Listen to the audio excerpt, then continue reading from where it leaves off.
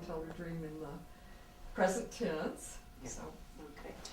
Okay, I'm in my car and I'm driving up a steep hill. It's winter. There's a lot of snow piled up along the road, and there are other cars on the road too. And suddenly I see up ahead of me there's a woman that is she's dressed like a beggar in what I associate with, several hundred years ago. Mm-hmm. She's wearing gray and brown tattered clothes, almost like, in a theater. And she has a child that's sitting on the road, a young child, a toddler, maybe about 3 years old, sitting in the middle of the road too. And the cars are going past, and this woman is yelling at the car. She's angry, and she's desperate. You can see that she's, and she's reaching out. She wants help. And as I go by her, I roll down the window just a little bit because I'm kind of afraid to roll it really far down. And I just call out to her, "Go to the Boulder homeless shelter." And she looks at me. We make eye contact, and she looks at me with just such anger and reproach, and so I keep driving on up the road, and when I get to the hilltop where my destination is, I go inside, and I'm sitting in a room with a group of women, and all of a sudden on my right I feel a presence, and I realize it's the woman, only now she's shape-shifted, and she's become this little sort of chartreuse colored dog, and she's kind of nosing at me, kind of pushing at me, and smelling at me. And I feel kind of freaked out. What's this chartreuse dog that I know is still it's that woman. And then that's when I woke up. Well, look, do you have a particular part of the dream that has more energy for you than another part?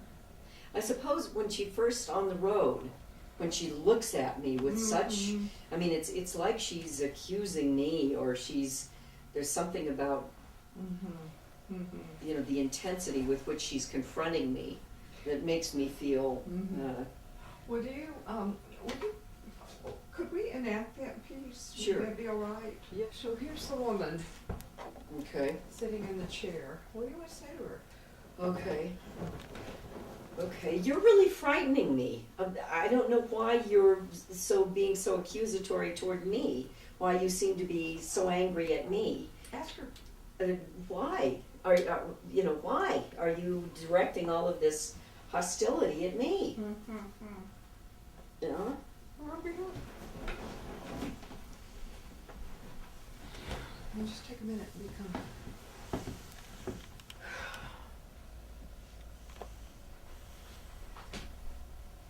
I want to rip your face. I just want to tear your face. That's what I want to do.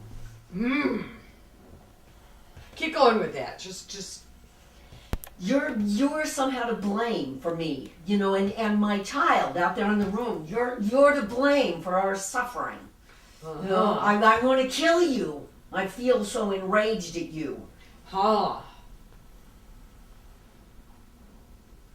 want to kill you because for not seeing me. For just ignoring me. For ignoring for me. For being so heartless as to just drive right by me and to tell me to go to the Boulder homeless shelter. Aha.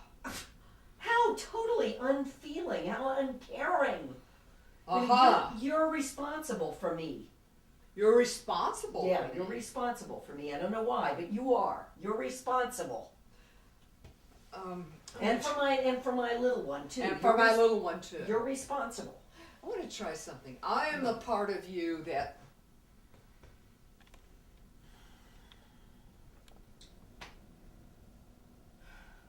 I'm the part of you that's really needy. I'm the part of you that's a beggar. That has nothing. That is in tatters. Who is so destitute that my child, my toddler, is here in the middle of this road where all these cars are going by and nobody is paying any attention to me. So pay attention to me. So pay attention to me.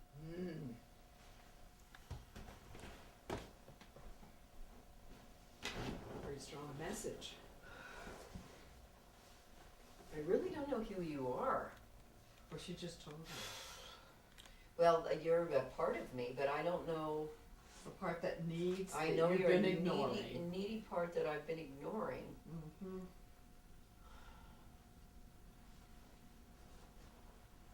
Are you the part of me that wants love?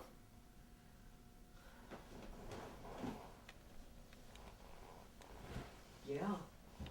Yeah, I have deep needs. Yes. And you're totally disregarding my need for love, Right. my need for being cared for. Yes. You're just leaving me in the dust. No, I need to be cherished. I need to be, given acceptance, and I need to be taken in, out of the cold, out of the snow. Yeah.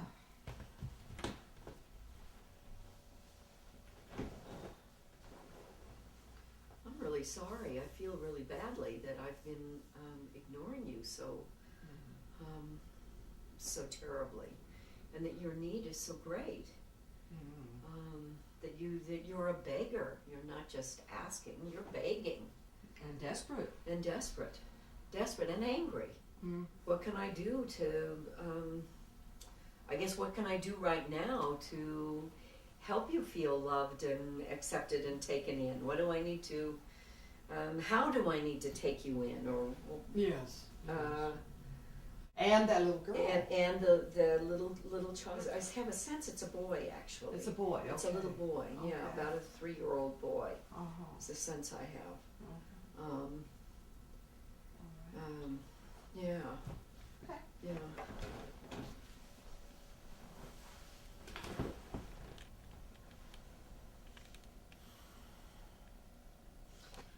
I need you to see that I really am part of you.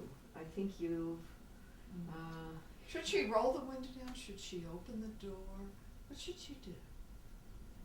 She should open the door and take me into the car and the child too? get me in the child and feed us and turn off the heat so we get warm and tell us that we are loved and that we won't ever have to be exiles again. Mm-hmm. Because I feel like we've been exiled. We've been totally exiled. Yes. Would you say more about that? How she's exiled you? And this, Well, this boy. she's and me and my son. She's denied that we're Totally. part of her. I mean, that we are part of you. You have been in total denial Mm-hmm. about us, as if we're not. Mm-hmm. We're not part of you. Yeah. Yeah. So you need to not just take us in. You need to take us home and provide us with your home. Yeah, that's what we want. Mm-hmm.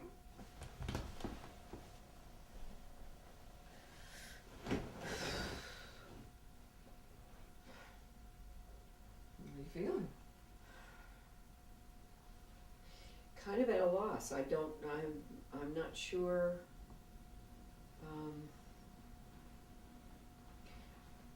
I'm not sure who you are and how I've exiled you and. Well, ask some questions then if you need to know. Yeah. Well, what part of me? Well, but before you do that, would it be willing to bring her in the car and Yeah, oh yeah. take the two of them home? Oh sure, And yeah. give them what they. Yeah, I mean, I can feel the strength of your need, Yeah. So and just if say you that to her. belong to me, Yeah. and I have been putting you out in the cold, and you're starving, well, clearly I have to bring you home. How do you feel about that? And well, I'm not sure. I kind of don't know who you are really.